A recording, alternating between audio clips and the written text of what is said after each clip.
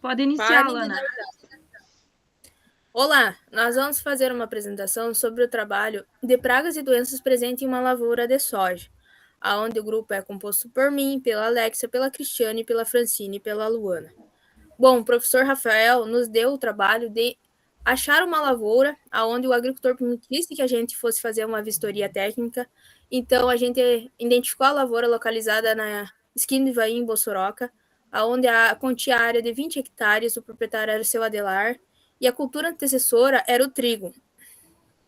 A variedade que a gente encontrou lá no momento era a Bramax Ponta e Pro. Bom, a gente tem imagens aqui do momento quando a gente foi em campo fazer a vistoria, para a gente ver se a gente identificava alguma questão de pragas e doenças para a gente trazer nesse trabalho. Uma das pragas, das doenças que foram identificadas foi a ferrugem asiática. Ela tem um potencial destrutivo bem grande na agricultura. Na fase inicial dela, surgem pequenos pontos de coloração cinza esverdeado ou marrom escuro, como dá para a gente ver ali na foto. Depois que ela se desenvolve mais, ela, na face inferior da folha, ela forma pústulas chamadas de urédias, que vão continuamente danificar a folha até ela cair. No caso, o desfolhamento precoce, ela vai causar isso. Na fase na fase de avanço, ela vai amarelar e daí vai ocorrer o decaimento da folha. As condições favoráveis são muita água disponível na folha, quando, por exemplo, sereno, temperatura amena, de 15 a 28 graus, e a disseminação dela é a mais comum, que é pelo vento, né? Ela percorre quilômetros de distância até chegar em outra lavoura.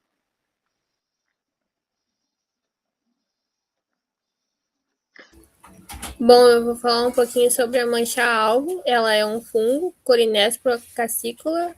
Um pouquinho sobre as lesões. Ela começa como pequenos pontos castanhos que evoluem para as manchas circulares, de coloração castanho claro a castanho escuro.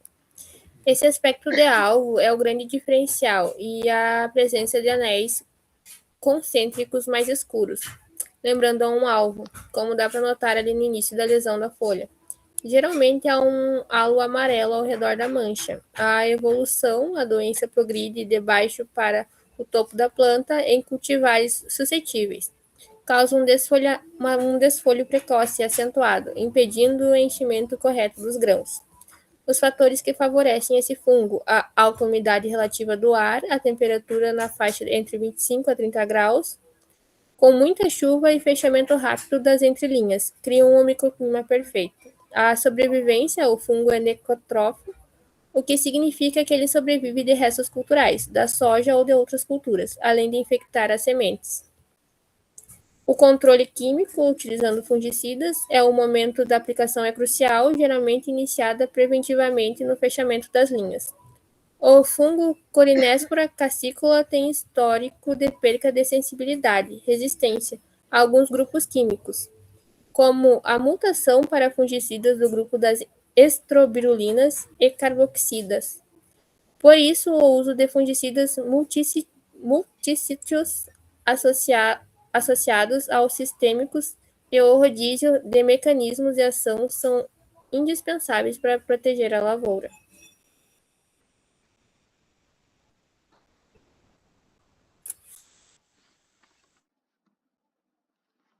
Microfone, Fran.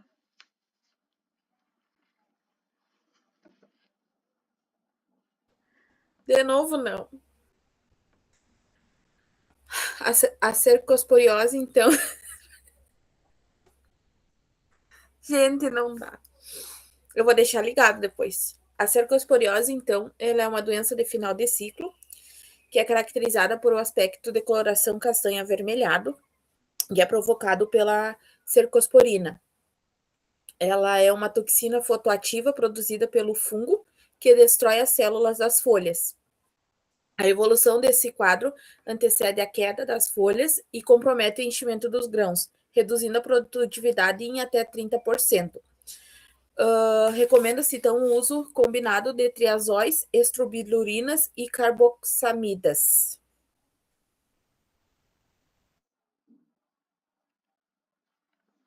Bom, as meninas falaram então sobre as doenças, agora a gente vai dar uma falada sobre as pragas que a gente encontrou. E tinha bastante a presença da vaquinha verde e amarela, que ela é bastante comum nas nossas lavouras, e o nome científico dela é Diabrótica speciosa. Ela se alimenta então da folha, reduzindo a área foliar da soja, né? E ataca em diferentes fases da planta. E danifica também as suas estruturas reprodutivas.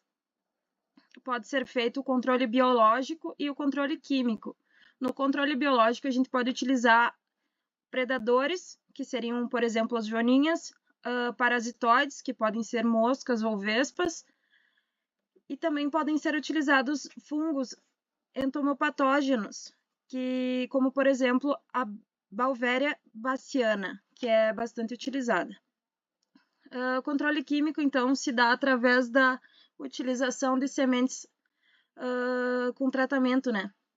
Sementes tratadas. E também a pulverização foliar com inseticidas que contenham neonicotinoides junto com piroides, bem como também o uso de fosforados e carbonatos, né? Nas fases que a infestação pela diabrótica está mais intensa, caso os danos estão mais severos.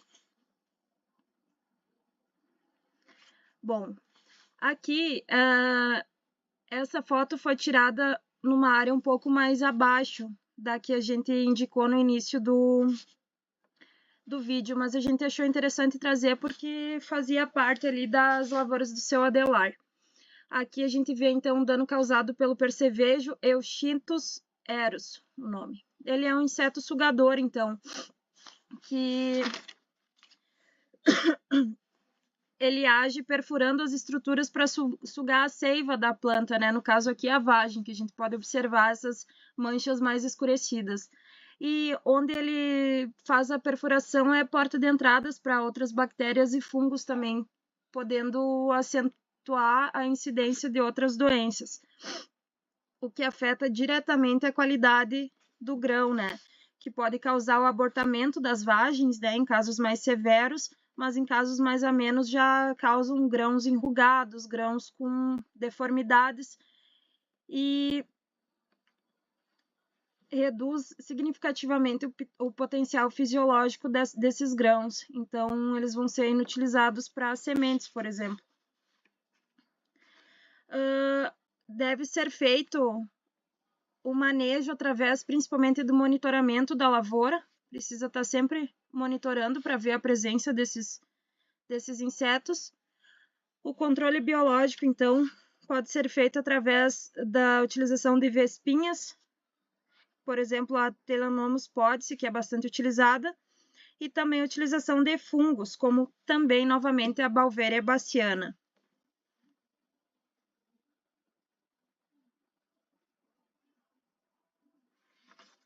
Bom, aqui a gente vai falar um pouquinho sobre a fitoxidez, que a gente também encontrou nessa lavoura. Então, a gente achou importante vir falar um pouco sobre esse assunto também. Bom, a fitotoxidez pode acontecer por misturas inapropriáveis de produtos, aplicação em horários de muito calor. Por exemplo, quando a gente fez o trabalho, a gente estava passando por um período de seca, onde a gente tem horários de altos picos de calor, umidade baixa relativa do ar. As plantas estavam sobre o estresse hídrico também. O uso de adjuvantes em excessos também pode ajudar. E ali a gente pode observar que era o início da lavoura. Então, provavelmente seja ali aonde que acontece aberturas de barra do pulverizador e o fechamento. Então, pode ocorrer a questão da sobreposição de produtos, então aumentando a questão da dose. Sobre as recomendações de manejo, então, deve-se realizar propriamente, né, o manejo integrado de pragas e doenças, que seria a utilização de todos os métodos que a gente já vem citando, né, os controles biológicos, controle químico, controle cultural, mas especialmente nesses casos a gente recomendaria ao produtor fazer o controle preventivo da área, especialmente fazendo rotação de culturas, utilizando sementes certificadas e tratadas.